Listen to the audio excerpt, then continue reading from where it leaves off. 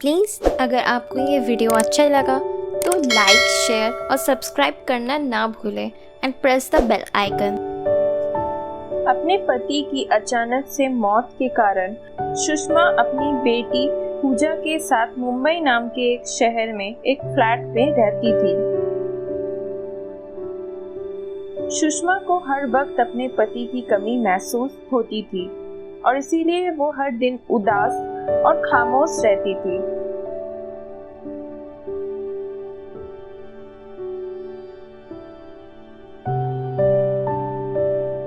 वो ठीक से खाना भी नहीं खाती थी।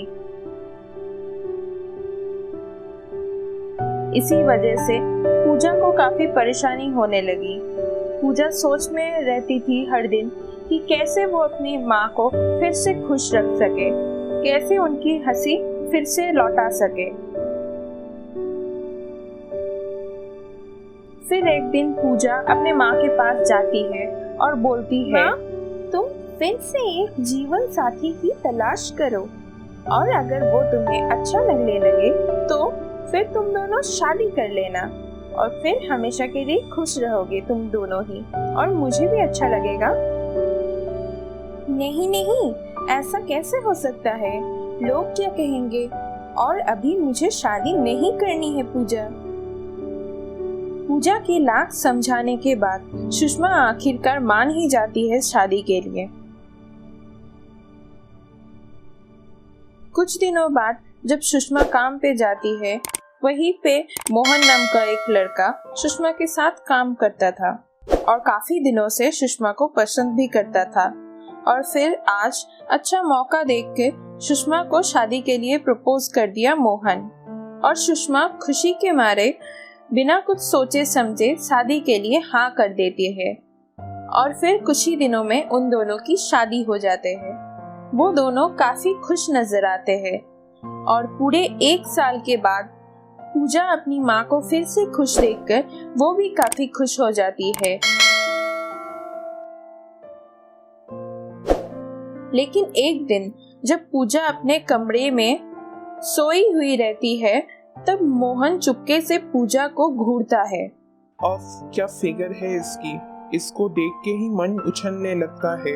क्या किस्मत है मेरी, सुषमा के साथ शादी किया और साथ में उसकी जवान बेटी बिल्कुल मुफ्त में मिली मुझे। एक दिन जब सुषमा काम से बाहर गई हुई थी, पूजा और मोहन के अलावा घर में और कोई भी नहीं था। पूजा अपने रूम में बैठी हुई थी कॉलेज से लौटकर। तभी मोहन कॉफी लेकर पूजा के पास जाता है उसके रूम में। पूजा बेटा, ये कॉफी पी लो, तुम्हारी थकान चली जाएगी और तुम्हें अच्छा भी महसूस होगा।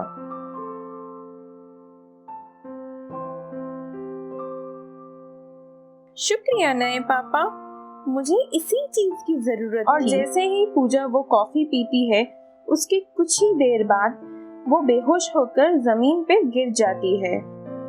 बेचारी पूजा मुझे कितना अच्छा समझती है, लेकिन मैंने तो तुम्हारी कॉफी में नींद की दवाई मिलाई थी और इतनी मिलाई थी कि तुम अभी 2-4 घंटे के लिए आराम से सोती रहोगी और मैं अपना काम ठीक से कर पाऊंगा और तुम्हें पता भी नहीं चलेगा।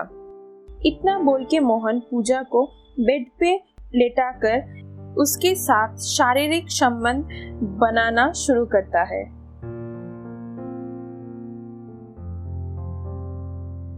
और फिर वहां से चला जाता है। जब पूजा को होश आता है, अपने आप से वो बोलती है, ये मेरा सिर इतना भारी क्यों लग रहा है और मेरा पेट भी बहुत दुख रहा है। मुझे क्या हुआ था? मैं सो कैसे गई? जब सुषमा शाम को घर लौटती है, तब पूजा अपनी माँ को सब बताती है और तभी पीछे से मोहन आकर बोलता है, अरे बेटा, शायद तुम्हारी तबीयत खराब है, ये लो, ये दवाई खा लो, तुम्हारी सारी तकलीफें दूर हो जाएगी।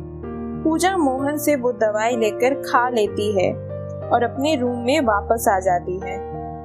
ऐसे ही कुछ दिनों तक मोहन का अत्याचार चलता रहा बेहोशी की हालत में। और ऐसे ही एक दिन जब सुषमा फिर से काम से बाहर जाती है, मोहन पूजा के कमरे में आता है पानी लेकर और उसे पीने बोलता है।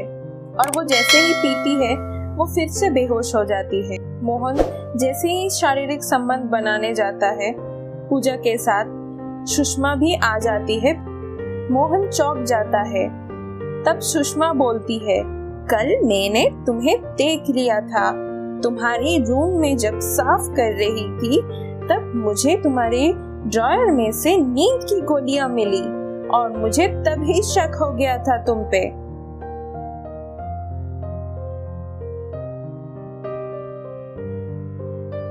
प्लीज़ अगर आपको ये वीडियो अच्छा लगा तो लाइक शेयर और सब्सक्राइब करना ना भूलें and press the bell icon.